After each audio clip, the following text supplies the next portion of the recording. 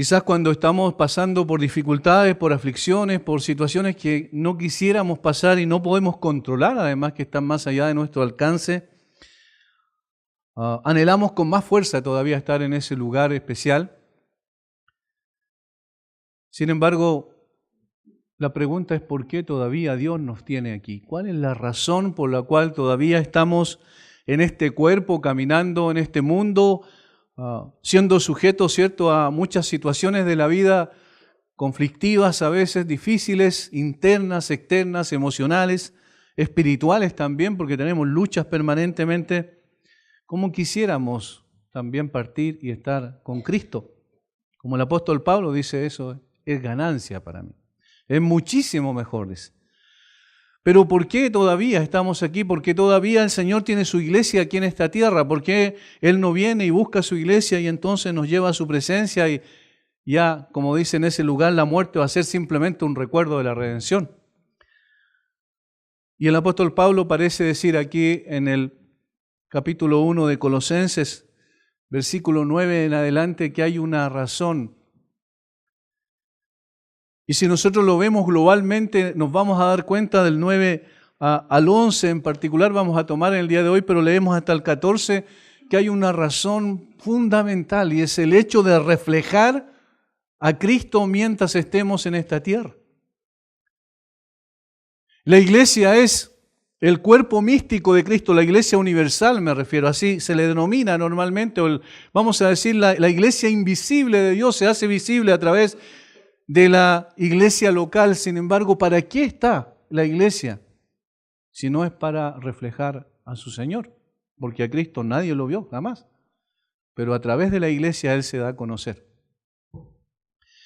Y el apóstol Pablo, escribiendo precisamente a una iglesia que está ahí en el Asia Menor, en Colosas, dice lo siguiente en el versículo 9 en adelante, como una especie de conclusión a la acción de gracia que acaba de elevar al Señor por la obra de Dios en el corazón, en la vida de los colosenses, del versículo 3 al 8, y el versículo 9 dice, en consecuencia, por lo cual también nosotros, desde el día que lo oímos, no cesamos de orar por vosotros y de pedir que seáis llenos del conocimiento de su voluntad en toda sabiduría e inteligencia espiritual, para que andéis como es digno del Señor, agradándole en todo, llevando fruto en toda buena obra y creciendo en el conocimiento de Dios, fortalecidos con todo poder, conforme a la potencia de su gloria, para toda paciencia y longanimidad, con gozo dando gracias al Padre que nos hizo aptos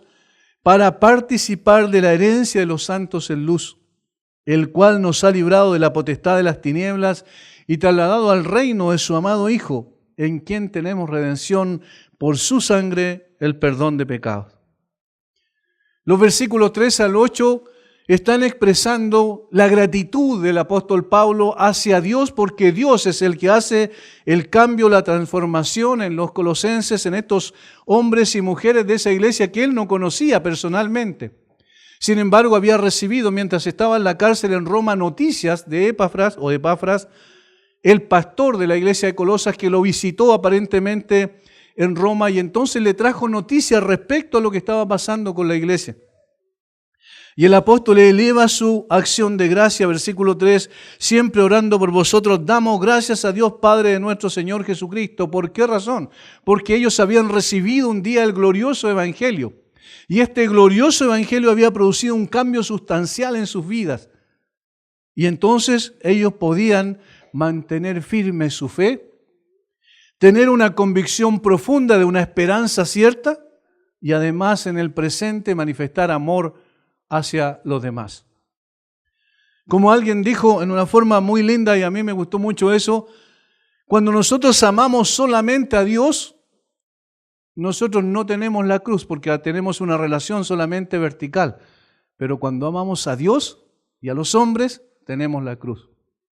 Es decir, nuestra relación horizontal con Dios también se manifiesta en una relación de amor hacia nuestro prójimo. Y eso es lo que dice en el versículo 4, habiendo oído de vuestra fe en Cristo Jesús y del amor que tenéis a todos los santos, ahí está la relación horizontal, a causa de la esperanza que está guardada, es decir, la certeza que el Señor tiene nuestra vida, en este caso la vida de los colosenses, ¿cierto? Y de cada uno de los creyentes a través de la historia en sus manos, y estamos absolutamente seguros en eso hasta el día de la redención de nuestros cuerpos. ¿Por qué eso ocurrió? Porque el Evangelio llegó a ellos. Y el Evangelio es poder de Dios para salvación y para transformación de las vidas. Y el Evangelio se extendió desde allí a otras personas, a otros lugares, a otras iglesias también, porque llevó fruto y creció. Fruto del punto de vista de la edificación espiritual de ellos y también en cuanto a la expansión, es decir, cuantitativamente también dio frutos el Evangelio porque se extendió a todo el mundo, como dice el versículo 5. Ahora, habiendo oído estas noticias de Epafras, además de dar gracias, el apóstol Pablo entiende que hay ciertas razones, o mejor dicho, peticiones que él debe pedir, digamos, valga la redundancia, debe buscar al Señor para pedir también que haga algo en los hermanos, en los creyentes de la iglesia de Colosas. Es maravilloso leer y meditar las oraciones que Pablo extiende hacia las diferentes iglesias, dando gracias y también haciendo las peticiones correspondientes. De alguna manera, podemos decir que esta oración de intercesión que el apóstol Pablo hace del versículo 9 al 11 en particular, es una oración que debe ser una especie de modelo para todos los tiempos, independiente de la circunstancia, independiente de la cultura, independiente de la sociedad, independiente de los tiempos en que la iglesia se desarrolle. El contenido esencial de estas peticiones son los que en definitiva nos muestran por qué el Señor todavía nos tiene aquí y para qué el Señor nos tiene todavía en esta tierra. ¿Por qué no nos salva y nos lleva inmediatamente a su presencia? Aquí vamos a ver las razones.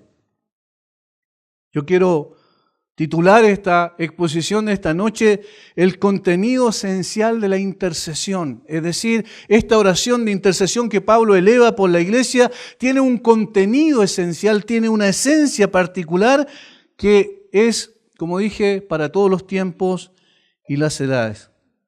Al respecto vemos aquí dos peticiones básicas que tienen que ver con el contenido y que se deben hacer en oración siempre, por lo que constituye la necesidad permanente de cada uno de los creyentes y de cada una de las iglesias. Estas, en primer lugar, son pedir por el discernimiento de la voluntad de Dios. Y en segundo lugar, pedir por el poder para cumplir esa voluntad de Dios revelada. Pedir por el discernimiento de la voluntad de Dios y pedir por el poder para cumplir. Notemos lo que dice en primer lugar el versículo 9. Por lo cual también nosotros desde el día que lo oímos no cesamos de orar por vosotros, intercesión, y de pedir que seáis llenos del conocimiento de su voluntad en toda sabiduría e inteligencia espiritual. Pablo entiende que esta es la oración principal de intercesión que él debe hacer, no solo por la iglesia de Colosas, sino también por las otras iglesias a las cuales él le escribe. Vamos a Filipenses capítulo 1 para ver que esto es consistente también con lo que escribe a la iglesia de Filipo, Versículo 9, y esto pido en oración, que vuestro amor abunde aún más y más en ciencia y en todo conocimiento. ¿Pero en ciencia y en todo conocimiento de qué? De la voluntad de Dios. Es consistente la oración de Pablo porque sabe que hay una necesidad imprescindible en cada creyente, en cualquier época, como dije, en cualquier iglesia. Y la necesidad fundamental es llegar a discernir la voluntad de Dios.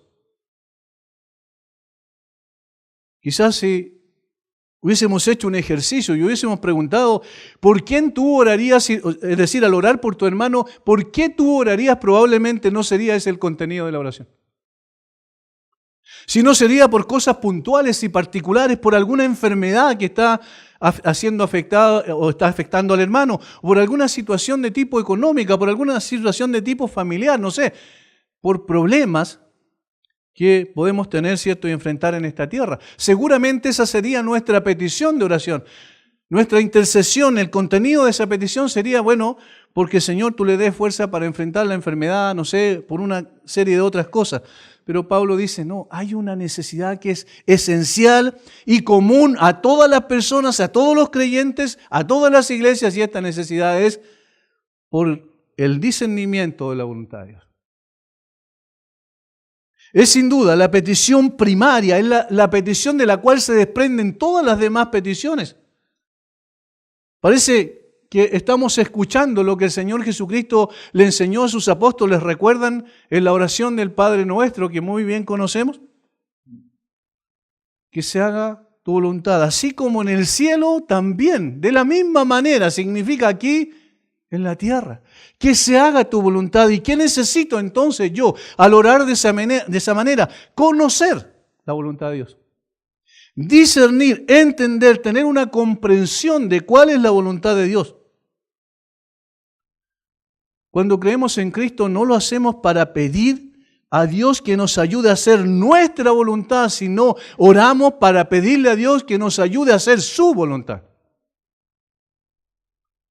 Nosotros quisiéramos, al estar enfrentando situaciones difíciles, como digo, partir y estar en esa ciudad gloriosa, donde va a estar Él, el Señor Jesucristo, donde vamos a poder caminar con Él, donde vamos a poder postrarnos en oración, en adoración a su nombre glorioso. Pero estamos aquí en esta tierra todavía, y en esta tierra necesitamos conocer la voluntad de Dios, que es lo más importante que tenemos. Cuando discernimos adecuadamente el significado básico de nuestra relación con Cristo, cuando entendemos lo que significa el cristianismo, nuestras oraciones no se centran en nosotros y nuestras necesidades percibidas, muchas veces que no son las necesidades reales, sino en el propósito de Dios para nuestra vida.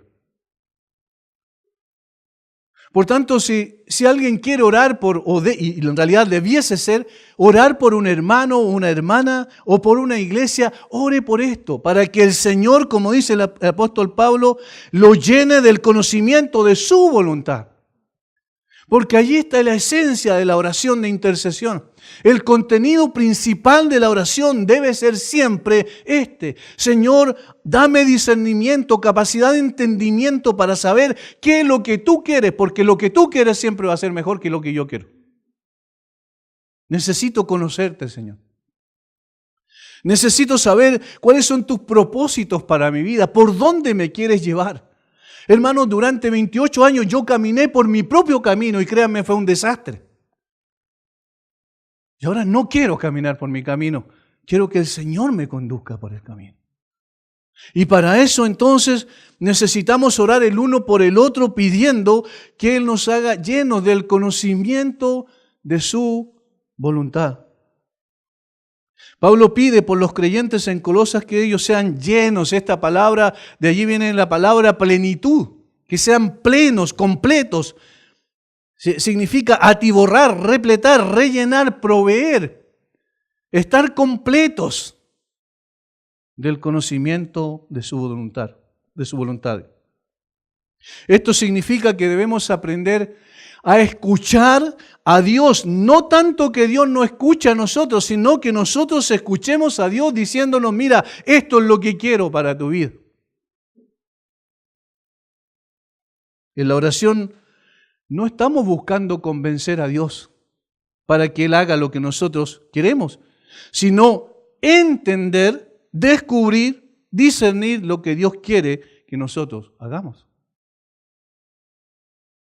Hermanos, muchas veces estamos nosotros por un asunto casi natural, porque el ego está en nuestro corazón y queremos ser el centro de todas las miradas y queremos que todas las personas se fijen en nosotros y queremos que todas las personas se preocupen por nosotros, y está eso en nuestro corazón y aún siendo creyente todavía luchamos con eso, y créanme, ese es precisamente el origen de la depresión. Cuando las personas no nos prestan atención nos deprimimos, porque las demás personas parece que no se preocupan por nosotros. Y eso es porque queremos que todo el mundo gire en torno a nosotros. Lo viví durante 3 años antes de que el Señor me alcanzara. Ahora, cuando nosotros entendemos nuestra relación vital con el Señor Jesucristo, nosotros nos damos cuenta de algo esencial. Lo que el Señor quiere es que nosotros hagamos su voluntad. Y para hacer su voluntad, el primer paso es conocer su voluntad. ¿Y quién es el único que puede abrir nuestro entendimiento, nuestra comprensión?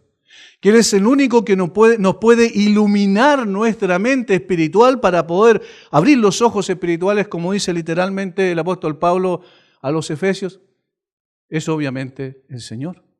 Y entonces, ¿dónde acudimos para orar por esta necesidad tan imperiosa que tenemos? A su presencia. La oración de intercesión tiene que estar lleno de este contenido principal. No decimos en la oración: Dios, haz que mis cosas resulten según lo que planeo. Sino, Señor, llévanos a entender cuál es tu voluntad en todo esto. No hacemos un plan y le colocamos, ¿cierto?, nuestro organigrama, hacemos un ordenamiento cronológico, esto es lo que primero quiero, después esto es lo otro que viene a continuación y así sucesivamente, sino que le decimos: Señor, ¿sabes qué? Y esta es una buena oración: Señor, borra todos mis planes y escribe los tuyos. Le decimos: Señor, pasa un borrador por mi corazón y entonces allí coloca tu palabra. Yo quiero hacer tu voluntad, porque sé que hacer mi voluntad siempre va a ser un camino equivocado. Necesito buscarte, necesito que tú me digas cómo caminar, cómo andar en esta tierra. Por eso Pablo ora a los Efesios y dice también en el capítulo 1, versículos 15 en adelante: esto es lo que yo quiero para estos hermanos. Por esta causa también yo, habiendo oído de vuestra fe en el Señor Jesús y de vuestro amor para con todos los santos, no ceso de dar gracias por vosotros, haciendo memoria de vosotros en mis oraciones. Y aquí están las peticiones. Para que el Dios de nuestro Señor Jesucristo, el Padre de gloria, os dé espíritu de sabiduría y de revelación en el conocimiento de Él,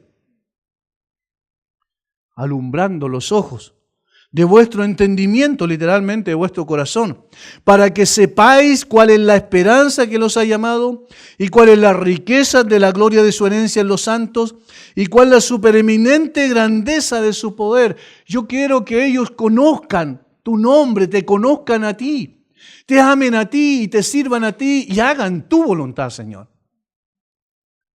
El apóstol Pablo nos estaba diciendo: yo quiero que ellos me sigan a mí, yo quiero que ellos me escuchen a mí, yo quiero que ellos me amen a mí. No, yo quiero que ellos te amen a ti, pero para eso necesitan conocerte. Y para conocerte es necesario que tú abras sus ojos espirituales, sus ojos del entendimiento. Hermanos, la oración principal no está centrada en nosotros, sino en Dios. El propósito de la oración es que Dios sea honrado, y la manera en que Dios es honrado es cuando nosotros hacemos su voluntad, no la nuestra. Dos cosas dice al respecto de pedir que seamos llenos, que sea llenos del conocimiento de su voluntad. ¿En qué forma? En toda sabiduría e inteligencia espiritual. Sabiduría, la sabiduría es el conocimiento de los primeros principios. Para los griegos, al utilizar esta palabra, ellos decían, en términos seculares, decían: esta es el conocimiento de los primeros principios. Pero Pablo agrega un apellido a esto: sabiduría e inteligencia espiritual. De tal manera que no está hablando meramente de la capacidad del conocimiento crítico, del análisis. No está hablando meramente de la filosofía que brota del propio corazón del hombre. No, está hablando de una filosofía espiritual. Está hablando de un conocimiento que tiene que ver con las cosas esenciales y no con las cosas pasajeras e intrascendentes de esta tierra. E inteligencia espiritual implica la habilidad de aplicar el conocimiento a cualquier situación que la persona enfrente. La habilidad de aplicar ese conocimiento, no solo el conocimiento, no solo la reflexión, no solo el análisis guiado obviamente por el Espíritu de Dios que Dios ha hecho morar en cada creyente, sino también principalmente la manera de poder aplicar a cada situación ese conocimiento. Es decir, no es un asunto meramente académico, sino es un asunto práctico, de la vivencia, de lo que nosotros hacemos todos los días, de las decisiones que nosotros tomamos. Debemos siempre pensar, ¿esto realmente tiene que ver con la voluntad de Dios? ¿Va a honrar su nombre? ¿Va a ser Él exaltado? ¿Va a ser conocido entre los hombres? La capacidad y la habilidad de poner en práctica eso es la inteligencia espiritual. Por tanto, la sabiduría viene a implicar la comprensión de las grandes verdades del Evangelio, si le ponemos el apellido, o mejor dicho, si consideramos el apellido que Pablo le coloca aquí espiritual. La filosofía viene a ser la comprensión de las grandes verdades del Evangelio. ¿Por qué? Porque el Evangelio es el centro de todas las Escrituras, así como Cristo es la persona central de las Escrituras. Y recién lo tenemos allí en el contexto, en los versículos anteriores. El apóstol Pablo da gracias a Dios porque Él ha llevado el Evangelio al corazón de los creyentes en Colosas y a través de ellos y por medio de ellos se ha expandido a todas partes. Entonces la filosofía y la inteligencia espiritual es con la comprensión de las grandes verdades del Evangelio. El conocimiento, por su parte, es la aplicación de estas verdades en la vida cotidiana. Es la aplicación. Nosotros no estudiamos al Señor Jesucristo para saber que Él murió en la cruz por nosotros como nuestro sustituto y entonces elaboramos y profundizamos en la doctrina de la sustitución, que es bueno que lo hagamos, pero no solo para eso, no es un fin en sí mismo. Así como también entendemos que en Él somos justificados pues por la fe tenemos paz para con Dios por medio de nuestro Señor Jesucristo. No solo hablamos de estas verdades, de la redención, de la expiación, son todas doctrinas que se derivan de la cruz, sino para algo práctico, es decir, para aplicarlas en la vida cotidiana. Por tanto, Pablo está diciendo, en otras palabras, yo pido en oración que el Señor les conceda conocer las grandes verdades del Evangelio y la capacidad para vivir cada día conforme a esas verdades. Eso constituye las dos palabras que aparecen allí, sabiduría y conocimiento o inteligencia espiritual. Vuelvo a reiterar, Pablo está diciendo, en otras palabras, yo pido en oración que el Señor les conceda conocer las grandes verdades del Evangelio y la capacidad para vivir cada día conforme a esas verdades. No solo la capacidad de conocer, sino la capacidad de vivir conforme a esas verdades. Ahora, hermanos, no hay nada más importante que eso. No hay nada más importante que eso. Pero pastor, yo tengo una enfermedad en estos momentos. Hermano, hermana, la enfermedad no es lo esencial. Lo esencial es que usted llegue a un conocimiento más profundo de la voluntad de Dios. Y entonces usted va a entender mejor la enfermedad y va a saber cómo enfrentarla. Es decir, es algo absolutamente práctico. No es que Dios esté despreciando eso, no, en absoluto, sino que la manera en que Dios trata con eso es precisamente tratando primero con nosotros, para que sepamos cómo enfrentar la dificultad. Como bien dijo alguien, muchas veces Dios nos lleva por caminos sinuosos, difíciles, no para afligirnos por afligirnos, sino para que sepamos cómo el Señor a través de esa situación va a transformar nuestro carácter espiritual y lo va a hacer más conforme al carácter de Cristo. Es por esta razón que a renglón seguido Pablo hace énfasis en la conducta. Miren lo interesante, versículo 10. Para que andéis como es digno del Señor, agradándole en todo, llevando fruto en toda buena obra y creciendo en el conocimiento de Dios. ¿A dónde apunta esto? Si lo primero tenía que ver con el conocimiento de la voluntad de Dios, esto apunta a la práctica de la voluntad de Dios. No es solo conocimiento, sino también es vivencia. Y por eso que utiliza una palabra que se aparece en la mayoría de las cartas de Pablo y que es para que andéis como es digno del Señor. Para que andéis como es digno del Señor. A los Efesios en el capítulo 4, cuando comienza la exhortación propiamente tal, cuando empiezan a aparecer los imperativos, es decir, las órdenes para vivir de una manera específica, Pablo dice en el versículo 1 del capítulo 4 a los Efesios, Yo pues, preso en el Señor, os ruego que andéis como es digno de la vocación con que fuisteis llamados. El mismo sentido. Para que andéis como es digno del Señor. Para que andéis como es digno de la vocación con que fuisteis llamados. Y esto tiene que ver con un estilo de vida. Andar permanentemente, en forma consistente. No se trata de una situación o una ceremonia o un culto o un ritual durante la semana. Se trata de andar todos los días como es digno del Señor. La cláusula de propósito que utiliza Pablo allí nos aclara mucho más el panorama, versículo 10, para que andéis. Es decir, el hecho de poder conocer la voluntad de Dios, que es lo primero, tiene como propósito que tú practiques aquello que Dios revela como su voluntad a tu vida. El conocimiento tiene un objetivo: llevarnos a vivir de tal manera que nuestra vida refleje a Cristo. El conocimiento de la voluntad de Dios no es para que nosotros estemos dictando cátedra de teología, sino es para que nosotros empecemos a vivir conforme a esas verdades que Él ha revelado. Por eso, yo digo, hay que tener cuidado con esto.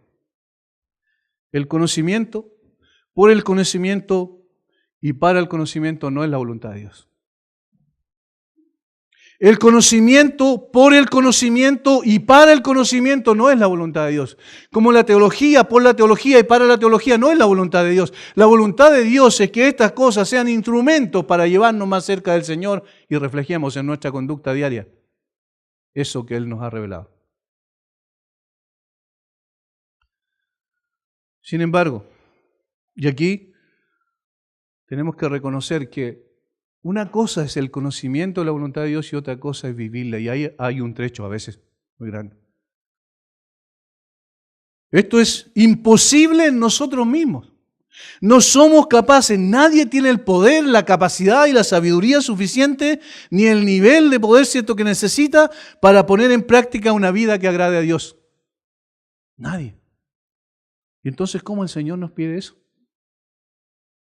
Y esto nos lleva al segundo punto. Pablo dice enseguida, fortalecidos con todo poder. Pablo entiende que es imposible que el creyente pueda llegar primero al conocimiento de la voluntad de Dios, por eso pide al Señor que lo lleve al conocimiento de la voluntad de Dios, pero luego Pablo también entiende que es imposible que el creyente pueda andar como es digno del Señor, agradándole en todo, llevando fruto en toda buena obra y creciendo en el conocimiento de Dios sin el poder de Dios. Y esto es lo segundo entonces. El segundo contenido esencial de la oración de intercesión del apóstol Pablo es por el poder para cumplir la voluntad de Dios. Necesitamos el poder de Dios para vivir como es digno de Dios. Sin ello es completamente imposible. Imaginemos por un momento que el Señor nos revela su voluntad. A cada uno de nosotros nos dice, este es el camino que tú tienes que seguir. Pero no nos da el poder para hacerlo. ¿Saben lo que ocurriría? Seríamos personas frustradas y amargadas durante toda la vida. Porque sabemos lo que tenemos que hacer, pero no podemos hacer lo que tenemos que hacer. Y esto pasa cuando una persona no es creyente. Nosotros podemos decir, mira, Dios quiere que tú hagas esto, Dios quiere que tú vivas de esta manera, Dios quiere que tú andes en estos caminos, Dios quiere que tú tengas una ética y una moral de este nivel, de estas características. Y la persona dice, sí, es bueno, pero no puedo. Y por eso muchos se frustran y dicen, no, es imposible. No se puede ser yo no puedo ser un creyente, es muy difícil. Hay personas a veces que salen de un culto y dicen, no, esto es muy difícil. Claro, es difícil. Más que eso, es imposible en nosotros mismos. Por eso digo, nadie tiene el conocimiento, la sabiduría, la autoridad, el poder, la capacidad para vivir en la voluntad de Dios. Pero allí donde está la importancia que el Señor no nos ha dejado solos. No solo nos ha dicho cómo hemos de vivir, sino que el Señor ha puesto en nuestro corazón, en el creyente genuino, el Espíritu Santo de Dios. para que el Espíritu Santo no solo nos lleve al conocimiento de la voluntad de Dios, sino también a la práctica de la voluntad de Dios. Y por eso Pablo hace énfasis en el poder. La oración va de la mano con la acción. Oramos no para evadir nuestra responsabilidad de agradar a Dios en todo, sino para tener el poder para hacerlo. Para tener el poder que solo Él nos puede dar y vivir en la voluntad de Dios. Y otra vez notamos cómo se parece tanto a la oración que Pablo hace por los Efesios. Capítulo 1, versículo 19, volvemos a Efesios nuevamente.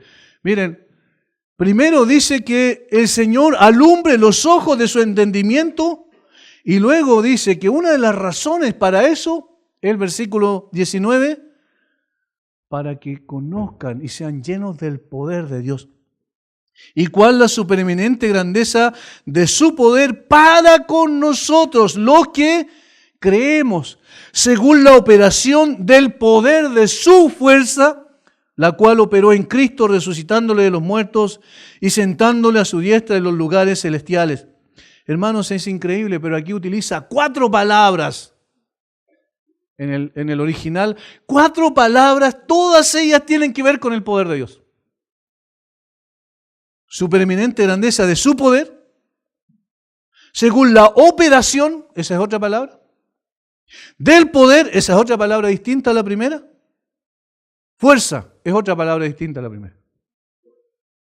Miren cómo el apóstol Pablo está diciendo, profundizando más y más, y está diciendo, ustedes necesitan urgentemente el poder de Dios para reflejar a Dios, a Cristo. Ustedes necesitan urgentemente la capacidad que solo Dios puede darles, dotarlos para que ustedes puedan andar como es digno del Señor. ¿Y cómo podemos acceder a eso? Por medio de la oración. Solo podemos agradar a Dios en todo y llevar fruto en toda buena obra cuando Dios nos capacita con poder. Este poder es la fuerza activa de Dios que hace que seamos eficaces en el cumplimiento de la voluntad de Dios.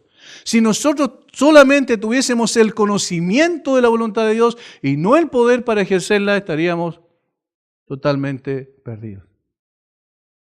No basta con saber la voluntad de Dios, es necesario el poder para hacerla.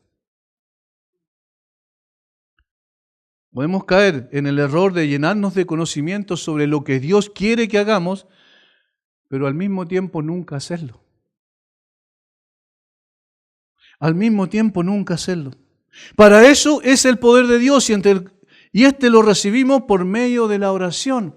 Nunca estamos más activos que cuando oramos. Nunca estamos más en la voluntad de Dios que cuando oramos. Las dos cosas van de la mano.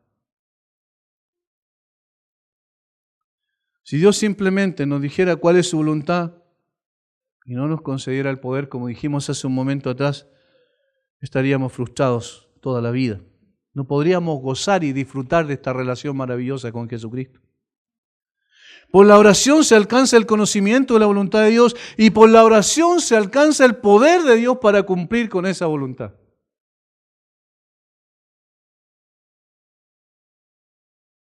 Noten cómo el apóstol Pablo dice en el versículo anterior, versículo 10, para que andéis como es digno del Señor. Para vivir como es digno del Señor, tú necesitas el poder de Dios. Para agradar a Dios en todo, tú necesitas el poder de Dios. Para llevar fruto en toda buena obra, necesitas el poder de Dios. Para crecer en el conocimiento de la voluntad de Dios o en el conocimiento de Dios, necesitas el poder de Dios. Nosotros debemos ser conscientes de nuestra necesidad.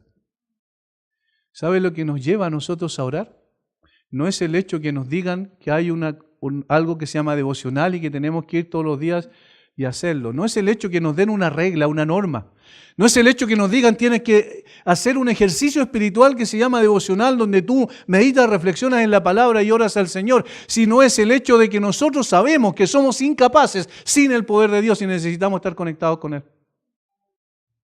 Es el hecho de saber que yo voy a la calle y tengo que emprender diferentes situaciones todos los días y tengo que tomar decisiones y no tengo la capacidad de tomar las decisiones correctas y entonces necesito a Dios para que me conduzca, me dé sabiduría, para que me corrija, para no desviarme del camino de Él.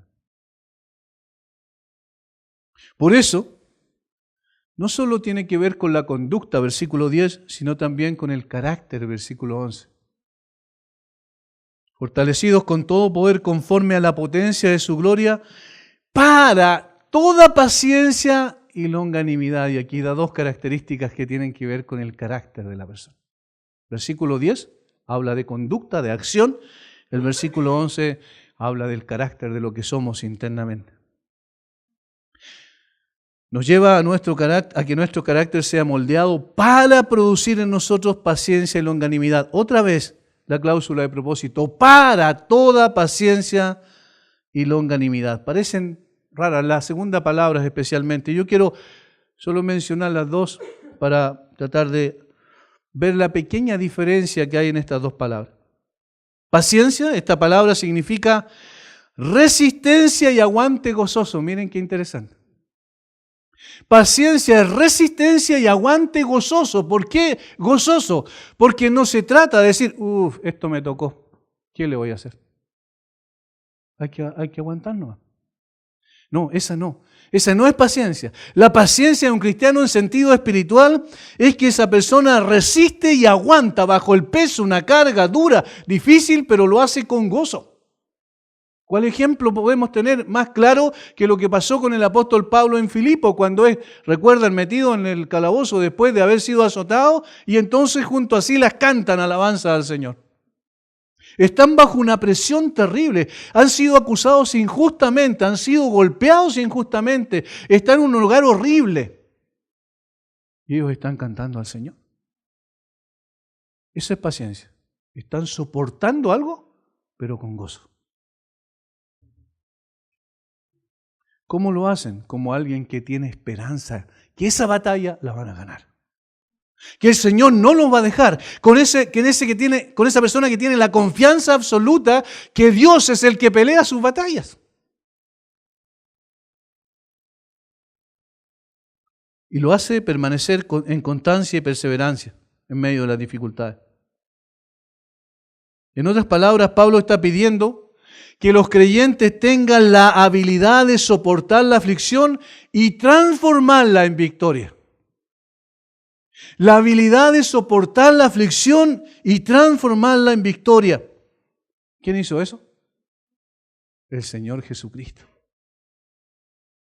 El apóstol Pedro dice que en cuanto a su carácter fue extraordinario, el cual no hizo pecado ni se halló engaño en su boca, quien cuando le maldecían, dice Pedro, no respondía con maldición. Cuando padecía no amenazaba, sino encomendaba la causa al que juzga justamente, quien llevó él mismo nuestros pecados en su cuerpo sobre el madero, y como lo hizo como un cordero, guardó silencio cuando fue llevado al matadero. Esa es paciencia.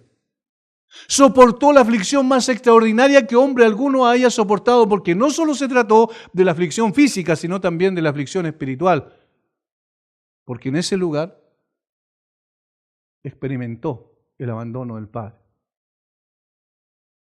Y sin embargo, allí estando en esa aflicción, Él fue paciente, Él cayó, Él no se defendió a sí mismo porque por el gozo puesto delante de Él. Eso dice el autor de Hebreos.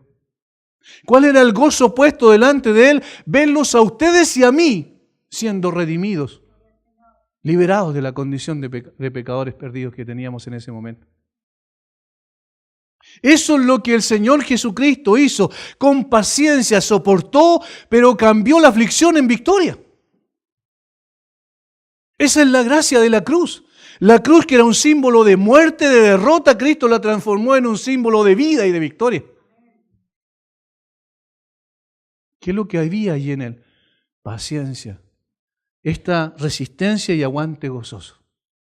Eso es lo que el Señor quiere producir en nosotros, pero No sé si se están dando cuenta, pero eso es imposible por nuestras capacidades. ¿Y qué necesitamos? El poder de Dios en nosotros para transformar esas aparentes derrotas en verdaderas victorias.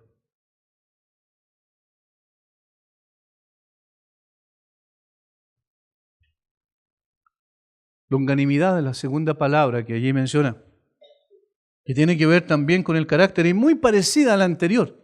Pero en este caso, es la capacidad de ser paciente con otras personas. Lo primero tiene que ver con las circunstancias, con el aguante gozoso y la resistencia frente a circunstancias adversas. Lo segundo, esta segunda palabra, longanimidad, tiene que ver con la capacidad de ser paciente con otras personas, no fáciles de soportar. Y ahí están las relaciones interpersonales. Y hermanos, seguramente cada uno de nosotros, para otras personas, no somos muy fáciles de soportar, ¿no es verdad? Así como otras personas para nosotros no son fáciles de soportar. Y esto solo lo puede hacer la transformación que Dios va produciendo por el poder de Dios en nosotros. Al ser expuestos a la palabra de Dios, el Señor va cambiando nuestra perspectiva de los demás.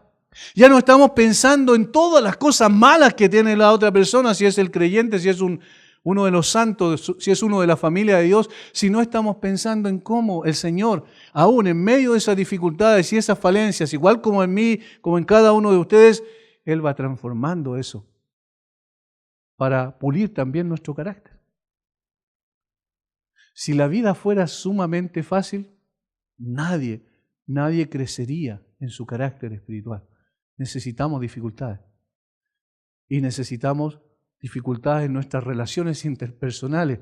Pero de esa manera el Señor prueba también si somos realmente sus hijos y si efectivamente estamos dispuestos a ser cambiados para poder soportarnos con paciencia los unos a los otros.